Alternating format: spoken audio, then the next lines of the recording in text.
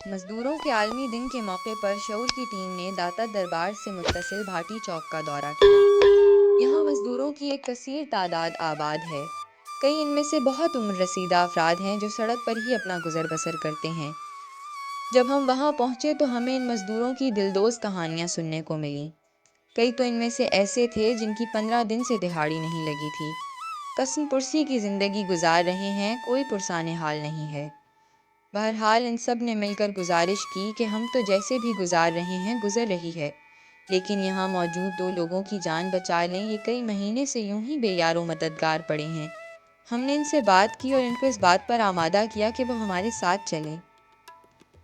ان کو ریسکیو کیا اور ہسپتال لے گئے۔ وہاں اچھے ڈاکٹر سے بات کر کے ان کا باقاعدہ علاج شروع کرایا۔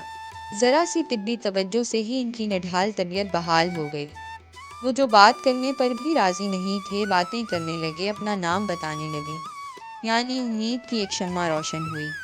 اب ہمیں امید ہے کہ یہ ہسپتال میں انتہائی نگہداشت میں رہنے کے بعد بہتری کی طرف آ جائیں گے۔ ہماری کوشش ہے کہ ہم انہیں ان کے گھر والوں سے ملا سکیں، اپنے حصے کا دیپ جلا سکیں۔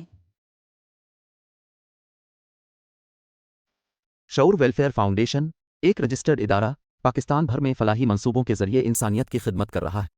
صدقات، زکوٰۃ اور عطیات کے لیے ڈسکرپشن میں فارم کا لنک موجود ہے۔ عطیہ کریں اور خیر بانٹیں۔